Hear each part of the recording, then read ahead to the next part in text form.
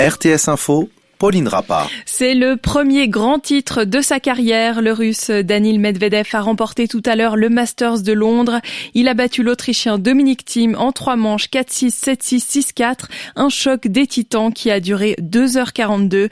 Medvedev a donc dominé successivement le Serbe Novak Djokovic, l'Espagnol Rafael Nadal et ce soir Dominic Thiem, soit les numéros 1, 2 et 3 mondiaux, rien que ça.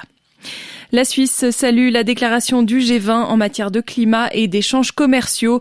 Pour la présidente de la Confédération, Simonetta Sommaruga, cette déclaration est un signe positif pour le multilatéralisme et contribuera à lutter contre les crises actuelles, crise sanitaire et crise climatique. Elle a invité tous les membres du G20 à atteindre au plus tard en 2050 l'objectif de zéro émission. Le G20 s'est tenu ce week-end en ligne, dirigé par l'Arabie Saoudite.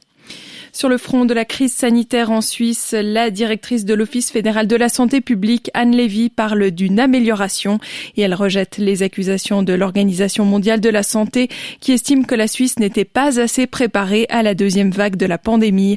Dans le Sonntagsblick, Anne Lévy se dit convaincue que nous allons pour le moment dans la bonne direction. Et de 12, c'était le dernier club épargné par le Covid en National League de hockey sur glace. Mais le CP Berne va devoir lui aussi passer par la case quarantaine. Une quarantaine de 10 jours après la détection d'un cas. Les 2 prochains matchs sont reportés, tout comme le quart de finale de Coupe de Suisse contre Ajoie. Plusieurs manifestations antiracistes ce dimanche au Brésil devant des magasins du groupe Carrefour. Les manifestants protestent contre la mort d'un homme noir roué de coups jeudi par des vigiles blancs dans un supermarché du groupe à Porto Alegre. João Alberto Silveira Freitas, 40 ans, a été tabassé à mort pendant plusieurs minutes. Les images insoutenables de la vidéo ont circulé sur les réseaux. Dans une série de tweets en portugais, le PDG de Carrefour, le français Alexandre Bompard, a exprimé vendredi ses condoléances après cet acte horrible.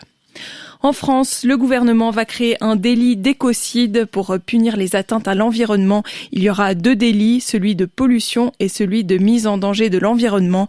Pour le premier, les peines vont de 3 à 10 ans de prison selon le degré d'intentionnalité. L'amende peut être salée jusqu'à 4,5 millions d'euros. Pour le deuxième délit, c'est jusqu'à 1 an de prison et 100 000 euros d'amende.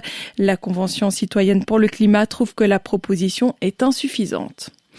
Météo, ciel globalement clair cette nuit malgré quelques passages nuageux et un peu de brouillard.